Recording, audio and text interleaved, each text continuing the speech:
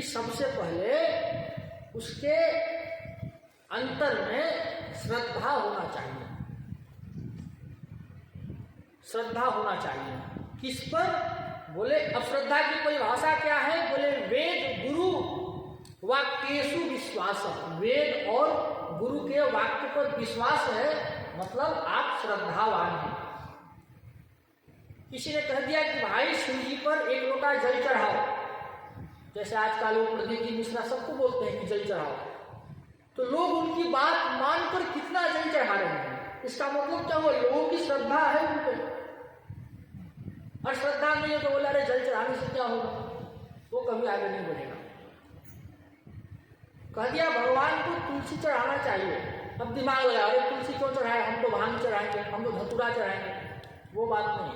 अगर कहा गया कि तुलसी चढ़ाओ तो तुलसी ही चढ़ानी है, अपना दिमाग नहीं लगाना है, हमारा दिमाग वहां तक नहीं पहुंचेगा। तो इसी तरह से सबसे पहले किसी साधक के चित्त में श्रद्धा का उत्पन्न, जब तक श्रद्धा नहीं होगा तब तक वो बात मानेगा नहीं, अपना दिमाग लगाएगा। तो जब श्रद्धा हो जाएगी, और बिना श्रद्धा की कोई धर्म नहीं होता, और श्रद्धावान लभते ज्ञान, जब तक श्रद्धा नहीं होगा तब तक ज्ञान भी नहीं होगा। उसके बाद में कहते हैं कि श्रद्धा प्रथम सीढ़ी है। भक्ति में प्रवेश करने के लिए सबसे पहले आपको श्रद्धा की जरूरत होगी, और श्रद्धा कहाँ से होगा? आपके अंदर से प्रकट होगा। और जब श्रद्धा हो गया उसके बाद में आप साधु संग करो। मान लो आपको किसी गुरु जी की बात अच्छी लग गई तो आप क्या करेंगे? फिर उनका संग करेंगे। उसके बाद में जब साधु संग करेंगे तब वो आपको भजन की क्रिया प्रदान करेंगे। फिर बोलेंगे भाई ऐसे नहीं, ऐसे जप करो, ये माला से नहीं इस माला से जप करो, ऐसे आसन लगाकर जप करो। वो फिर भजन की क्रिया बताएंगे आपको। पहले हम बहुत भजन करते, लेकिन गुरु जी के बताने के बाद भजन करिए, फिर उसके बाद में फर्क देखिए। कितने लोगों को मैं देखा हूँ बोले हम रोज इतना माला करते हैं और ढंग से माला तक तो करने नहीं आती, माला भी गलत पकड़ते हैं। माला कैसी पकड़नी चाहिए, हर चीज का एक नियम है, तरीका है। ऐसा नहीं कि बस कैसे भी माला उठाए और कहीं से भी शुरू कर दिए। माला को भी कहाँ से जपना शुरू करना चाहिए, इसके लिए शास्त्रों ने आज्ञा दी है। इसके बाद में जब आप भजन करेंगे तब जाके कहीं आपकी अनर्थ की निवृत्ति होगी। उसके बाद में अनर्थ निवृत्ति होगी तो फिर आपकी निष्ठा बनेगी, और एक बार निष्ठा बैठी तो फिर स्वाभाविक है कि भजन के प्रति रुचि होगा, और रुचि के बाद फिर लगाव होगा। जब मन में रुचि आएगी तो लगाव हो जाएगा। और उसके बाद में फिर कहते हैं रूप गोस्वामी जी कि जब साधक इन सीढ़ियों पर चढ़ेगा तब जाके उसे प्रेम की प्राप्ति होगी। भक्ति का दूसरा नाम प्रेम है। चार पुरुषार्थ तो सब जानते हैं, धर्म अर्थ काम मोक्ष, ये चार पुरुषार्थ तो सब जानते हैं।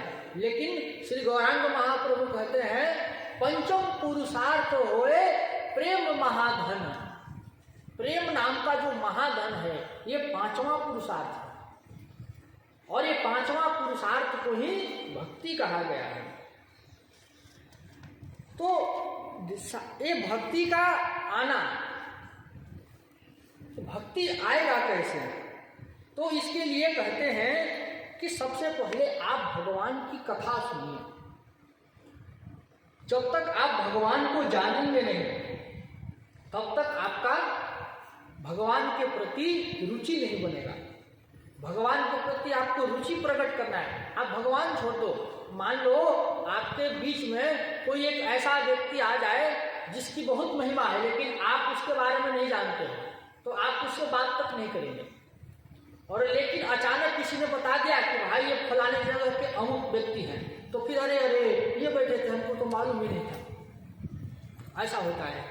तो भगवान का कथा कीर्तन सत्संग क्या कराता है? भगवान के बारे में हमें जनाता है। तो फिर हमें एक है कि अनजान अनजाने में हम कर रहे हैं और एक जानबूझकर कर रहे हैं, तो दोनों में अंतर होगा।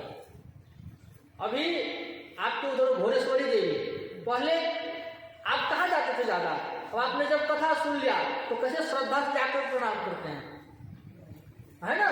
फिर श्रद्धा से जाकर प्रणाम करते हैं, फिर लगता है कि नहीं भाई इसकी ये महिमा है।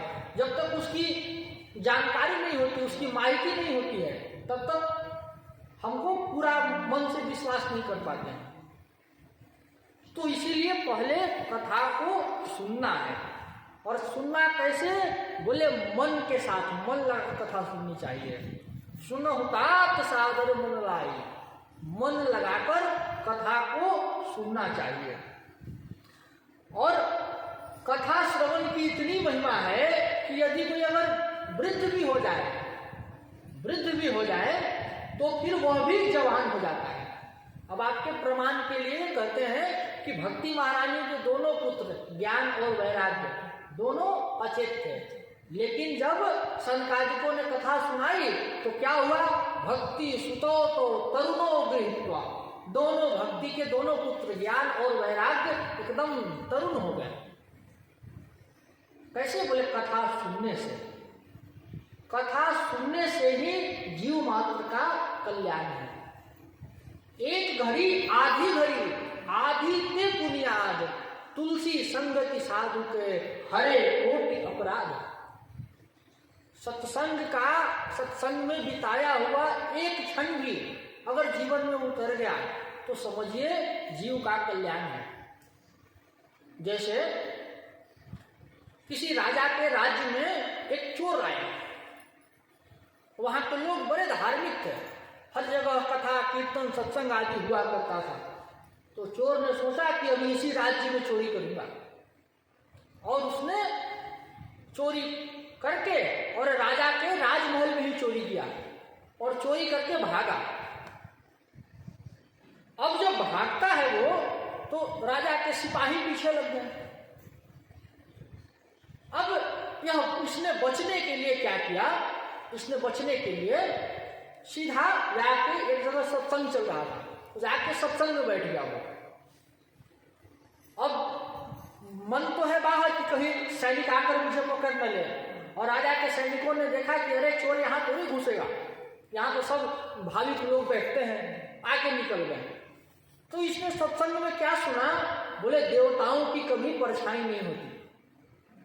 इसने सत्संग में यह बात सुन लिया कि देवताओं की कभी परछाई नहीं होती, देवताओं की कभी परछाई नहीं होती, देवता कभी जमीन पर पैर नहीं रख सकते, देवताओं के पलक नहीं झपकते हैं। यही तो अंतर होता है मनुष्य और देवताओं में। देवता की कभी पलक ऐसे झपकते नहीं। जब दमयंती का स्वयंवर हुआ तो 4 देवता आए थे महाराज नल का वेश बनाकर। नल दमयंती कथा से कहीं आप लोग परिचित होंगे तो इंद्र आए थे, वरुण आए थे, अग्निदेव आए थे और एक और देवता आए थे। चारों ने नल का रूप बना लिया था। अब दमयंती के सामने 5 नल, और दमयंती को वरण करना है अपने प्रेमी नल को। तो दमयंती ने यही देखा, बोले देवता है ना तो इनके पलक नहीं गिरेंगे, इनकी परछाई नहीं होगी, जो माला पहनेंगे वो माला कभी कुंभलाती नहीं है। तो फिर जो माला पहनते हैं देवता लोग, वो माला कभी मुरझाती नहीं है। ऐसे कुछ तो होते हैं देवलोक में। तो दमयंती ने देख लिया कि इन चारों के माला तो एकदम तरोताजा है, लेकिन महाराज नल ने जो माला पहना हुआ था वो कुंभला रहा था और उनकी पलकें झपक रही थी, और महाराज नल जमीन पर खड़े थे, देवता जमीन से ऊपर उठे हुए थे। तब उन्होंने नल का वरण किया। तो वो चोर ने सुन लिया कि देवताओं की पलक नहीं झपकती, ये देवताओं की परछाई नहीं होती, और वो राज्य में लगा चोरी करने। अब मंत्री लोग बड़े परेशान हुए कि क्या करे। तो उसने कहा कि हम ना जगह जगह पे ऐसा कुछ करेंगे कि मानो पहले नगर में ऐसा शोर मचवा दो कि अभी जो ग्राम देवत है वो जागृत हो गए हैं और चोरी करने वाले को तुरंत पकड़ के मार डालेंगे। और संयोग ऐसा हुआ कि मंत्री क्या करता था, वो ग्राम देवत जैसे आकार लेकर और जहां चोरी होने की संभावना थी वहीं जाकर रुक जाता है। कई बार ऐसा करने पर क्या हुआ, एक दिन संजोग से चोर भी वहां पहुंच गया जहां मंत्री ग्राम देवत बन के बैठा